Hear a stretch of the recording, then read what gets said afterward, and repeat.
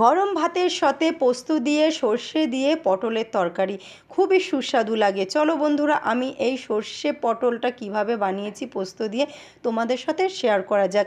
এখানে দেখো বন্ধুরা, তার জন্য আমি কিছু পরিমাণ পটল নিয়ে নিয়েছি। আর পটলগুলোকে কিন্তু সুন্দর করে আমি খোসাগুলোকে ছাড়িয়ে ভালো করে ধুয়ে নিয়েছি। আর পটলটা কিন্তু আমি গোটা গোটা রেখেছি। এই গোটা গোটা অবস্থায় পটলটাকে আমি রান্না করে তোমাদের দেখাবো। আর চলো, এখানে কিছু পরিমাণ সর্ষে আর পোস্ত আমি পেস্ট করে নিয়েছি। আর এখানে কিন্তু রান্নার জন্য আমি কিন্তু কড়াই বসিয়ে দিয়েছি, কড়াইটা গরম হতে থাকুক। আর এখানে দেখো, এই সর্ষে আর পোস্ত বাটাটার মধ্যে কিছু পরিমাণ মতো আমি জল দেব। আর কিছু পরিমাণ মতো জল দিয়ে এটাকে সুন্দর করে একটু নাড়িয়ে চাড়িয়ে নিলাম। নাড়িয়ে টাড়িয়ে আরেকটু জল দেবো, কারণ একদম অল্প জল দেবো না, একটু মিডিয়াম দেখে জল দেবো। কারণ আমি পটলের তরকারিটার জন্য যেইটুকু পরিমাণ মতো জল লাগবে সেইটুক পরিমাণ আমি এই সর্ষে বাটার মধ্যে দেব। আর আরেকটু জল দেব, জল দিয়ে আমি এখানে পাশে রেখে দেব। কারণ কেন দিয়েছি বন্ধুরা, তোমরা পরে দেখতেই পারবে। আর আমি যখনই এরকম সর্ষে বাটা দিয়ে কোনো তরকারি করি, আমি এভাবেই করি। তোমরা বাড়িতে কিভাবে করো সর্ষে বাটা দিয়ে তরকারি, আমাকে প্লিজ কমেন্ট করে জানিও। আর আমি কিন্তু সবসময় তোমাদের পাশে আছি বন্ধুরা, তোমরা কিন্তু আমার পাশে থেকো, অবশ্যই পাশে থেকো। আর আমার এই পটল দিয়ে পোস্ত দিয়ে সর্ষে দিয়ে রান্নাটা কেমন লাগছে তোমরা কিন্তু কমেন্ট করে জানিও বন্ধুরা। আর এখানে কিন্তু আমি পটলগুলোকে ভাজা বসিয়ে দিয়েছি, তেল গরম হয়ে গেছে। আর এই পটলগুলো মধ্যে কিন্তু আমি কিছু পরিমাণ নুন দিয়ে দিলাম।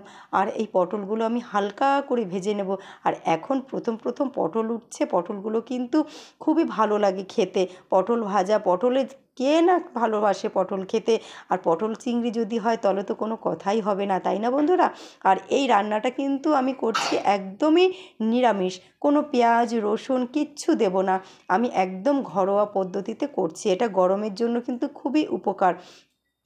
আর সর্ষে বাটাটা তোমরা বলতে পারো যে সর্ষে বাটাটা তো গ্যাস হয়। হ্যাঁ, অনেকের ভালো লাগে না, গ্যাস হয়, কিন্তু আমি কিন্তু বেশি মশলা দিইনি, কিন্তু ভালোই লাগবে গরমের সময়। কিন্তু এভাবে পটল রেসিপি করে তোমরা বাড়িতে খেয়ে দেখবে, খুবই সুন্দর লাগবে। আর কিন্তু অন্য তরকারি আর কোনো কিছু লাগবেই না গরম ভাতের সাথে।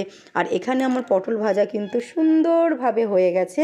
আর এখানে তেলের মধ্যে কিন্তু আমি দিয়ে দিয়েছি কিছু পরিমাণ কালো জিরে।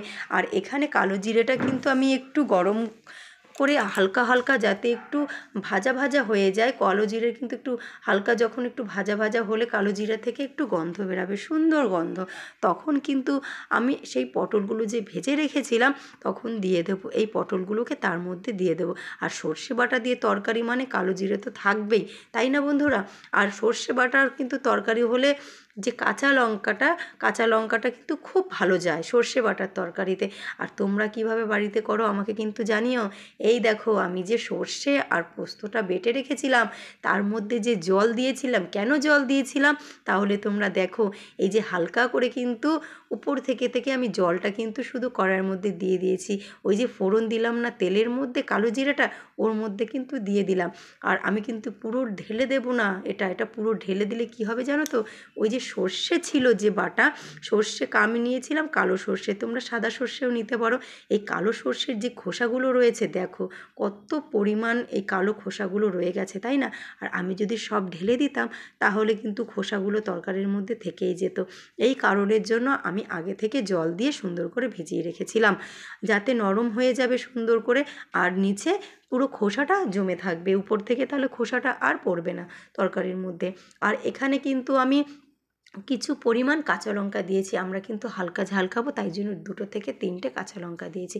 তোমরা চাইলে কিন্তু সর্ষের সাথেই পেস্ট করে কাঁচা লঙ্কাটা দিতে পারো, আমি গোটা দিয়েছি। আর এখানে কিন্তু হলুদ দিয়ে দিয়েছি। হলুদ তোমরা নাও দিতে পারো, যে যেরকম খাবে দিতে পারো। অনেকে সর্ষে আর পোস্ত বাটায় কিন্তু হলুদ খায় না, আমরা কেন দিলাম জানো? আমাদের ঘরে তোমাদের দাদা ভাই না সাদা সাদা তরকারি খেতে চায় না, বলে কি কি তরকারি রান্না করেছো, কালার হয়নি, সাদা সাদা দেখতে লাগছে। এই কারণের জন্য আমি হলুদটা এখানে দিয়ে দিলাম। আর তোমরা পরিমাণ মতো দেবে, হলুদ বেশি দিলে কিন্তু গন্ধ বেরাবে। আর এখানে কিন্তু একটু কালারের জন্য আমি এখানে দিয়ে দিয়েছিলাম গুঁড়ো লঙ্কা, শুকনো লঙ্কা গুঁড়ো করা ছিল, সেটাই আমি অল্প একটু দিয়ে দিয়েছি।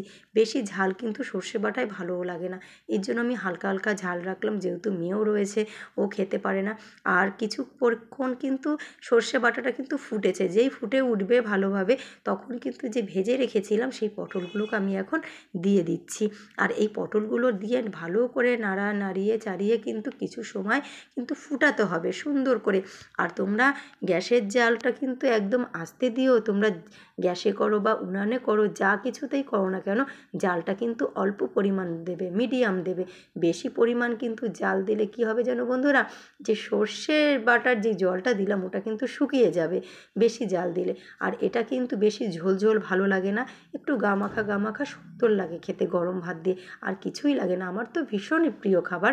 আর দেখো আমি কিভাবে রান্না করলাম, এই দেখো তারপরে কিন্তু যখনই পটলগুলো ফুটছিল তার মধ্যে কিন্তু আমি কি অ্যাড করলাম জানো, একটু কাঁচা তেল দিয়ে দিলাম।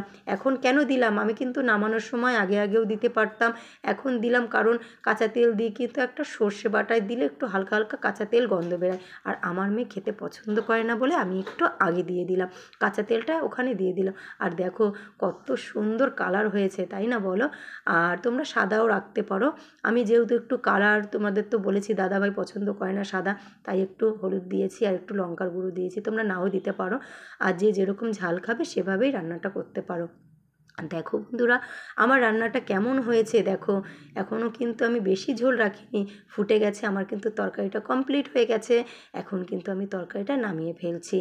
আর এই তরকারিটা কিন্তু নিরামিষ, খুবই ভালো লাগে, তোমরা বাড়িতে একবার করে খেয়ে দেখো। আর সর্ষে বাটা মানে সেখানে কালো জিরে থাকবেই, তাই না বন্ধুরা?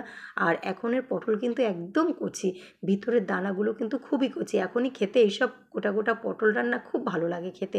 এই পটলটা কিন্তু তোমরা সর্ষে ছাড়াও পেঁয়াজ রসুন দিয়েও করতে পারো, আদা বাটা জিরে বাটা দিয়েও, সেটাও খুব সুন্দর লাগে খেতে। আর দেখো আমার কিন্তু সর্ষে পোস্ত দিয়ে পটলের এই রেসিপিটা কমপ্লিট হয়ে গেছে। দেখো কীরকম কালারটা এসছে, আমি কিন্তু বেশি ঝোল রাখিনি, একটু গামাখা রেখেছি, যাতে ভাতগুলো তো খেতেই হবে তাই না এটা দিয়ে। আর চলো বন্ধুরা, আর এই পটলের তরকারিটা দিয়ে আমি ভাত খাবো না সেটা তো হতেই পারে না। আর দেখো কত সুন্দর একদম নরম হয়ে গেছে, আর আমি একটু গরম ভাতের সাথে একটু পটলের তরকারি নিয়ে বসে পড়েছি। আর এত সুন্দর হয়েছে, খুব সুন্দর হয়েছে, আমার তো ভালো লাগে।